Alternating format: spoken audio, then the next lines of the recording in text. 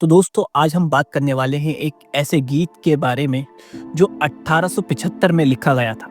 एक ऐसा गीत जो आज़ादी की लड़ाई का वॉर क्राई बन गया था। लेकिन आज 2025 आते आते वही गीत एक पॉलिटिकल बैटलफील्ड बन चुका है और इस बैटलफील्ड पर हमारे एमपीज ने पार्लियामेंट में 10 घंटे की जबरदस्त बहस की है।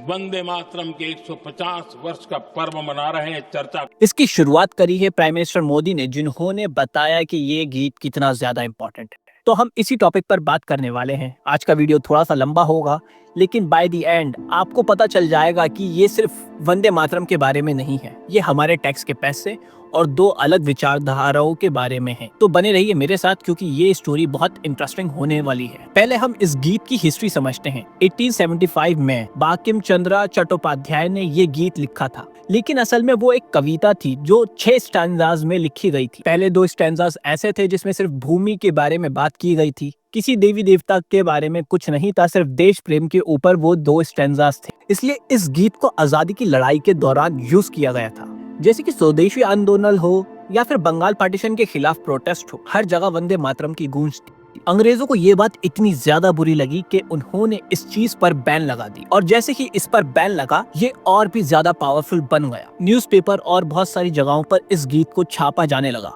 ये उस टाइम एक ऐसा गीत बन गया था कि हर हिंदुस्तानी को आपस में बांध देता था। यहाँ एक बहुत इंटरेस्टिंग बात है दोस्त, 1937 में खुद इंडियन नेशनल कांग्रेस ने एक बड़ा डिसीजन लिया। उन्होंने कहा कि पब्लिक मीटिंग्स में पहले के 2 स्टैंजास गाए जाएं और इसके पीछे एक लॉजिकल रीजन और एक अच्छा रीजन भी दिया, क्योंकि उस टाइम पर इंडिया में हिंदू मुस्लिम सिख ईसाई आपस में एक भाईचारे की तरीके से रह रहे थे और अंग्रेजों के खिलाफ लड़ रहे थे। उनके पॉइंट ऑफ व्यू से वो किसी भी रिलीजन को इससे डिस्कम्फर्ट नहीं करना चाहते थे और ये उस टाइम पे बहुत जरूरी था, क्योंकि अंग्रेजों के पास सिर्फ एक ही नीति थी, फूट डालो नीति।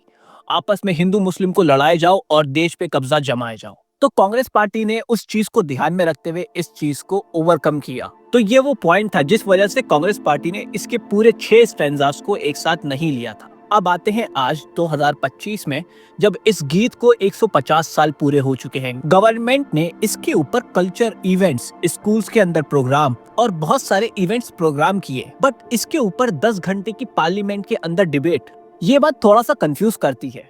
एक तरफ बीजेपी का कहना है कि वो इसको नॉन निगोशिएबल सिंबल समझती है, बट द थिंग इज ये एक ऑलरेडी नेशनल सॉन्ग है।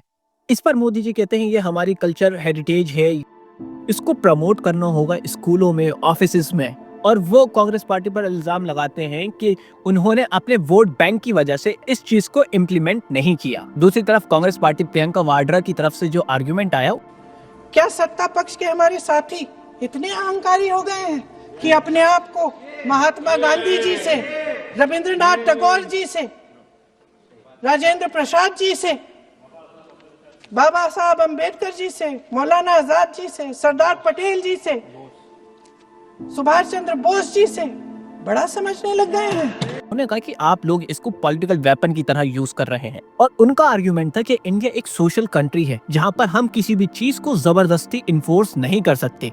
ये फ्रीडम ऑफ कंसेंस के खिलाफ है, जो हमारा कॉन्स्टिट्यूशनल राइट है। लेकिन आपको एक चीज के बारे में पता होना चाहिए, 1986 में सुप्रीम कोर्ट ने एक लैंडमार्क जजमेंट दिया था।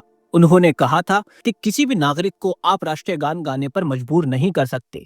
तो सोचिए, अगर राष्ट्रीय गान को फोर्स नहीं किया जा सकता तो राष्ट्रीय गीत को कैसे फोर्स करेंगे।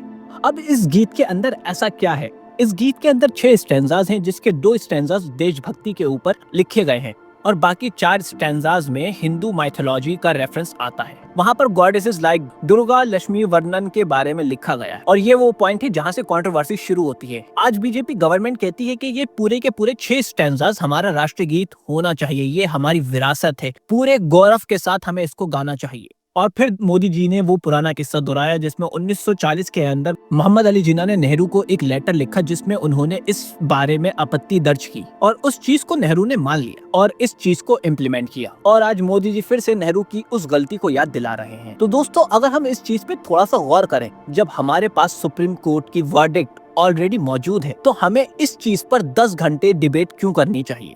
अब आते हैं सबसे इंटरेस्टिंग हिस्से पर। ये 10 घंटे की पार्लियामेंट डिबेट आखिरकार कितने की पड़ती है? यहाँ पर आपके टैक्स के पैसों की बात हो रही है। सोचिए, एक एमपी की सैलरी अलाउंस, पार्लियामेंट की मेंटेनेंस, स्टाफ, इलेक्ट्रिसिटी, सिक्योरिटी, ये सब कुछ जनता के पैसे से चलता है और एक रफ एस्टिमेट के हिसाब से पार्लियामेंट का एक दिन का सेशन चलाने पर करोड़ों रुपए खर्च होते हैं और उसमें से सिर्फ 10 घंटे इस मुद्दे पर। तो सवाल ये उठता है कि 150 साल पुराने गीत पर कोई विवाद बनता है और क्या देश के पास कोई इंपॉर्टेंट मुद्दे नहीं हैं, जैसे कि इन्फ्लेशन, अनएम्प्लॉयमेंट, एजुकेशन, हेल्थ और डूबती हुई करेंसी? या फिर ये कहना चाहिए ये एक बहुत बड़ा मुद्दा है जिस पर देश को चर्चा करनी चाहिए और ये एक नेशनल बिजनेस है। मेरा पर्सनल ओपिनियन है, डिस्कशन करना एक अच्छी चीज है, उसकी एक सीमा होनी चाहिए। अगर आप हर वक्त पुरानी बातों में फंसे रहेंगे तो देश तरक्की कैसे करेगा? पार्लियामेंट का टाइम बहुत ज्यादा क्रूशल होता है, उसका यूज वाइजली होना चाहिए। दोस्तों, मुझे लगता है ये टॉपिक इतना ज्यादा जरूरी नहीं है कि इस पर इतना ज्यादा टाइम दिया जाए। तो मेरे पास आपके लिए एक सवाल है, क्या आपको लगता है 2025 में 150 साल पुराने गीत के ऊपर डिबेट जस्टिफाई है? क्या हमें इससे आगे बढ़ जाना चाहिए या फिर यह डिबेट बिल्कुल सही और जरूरी है?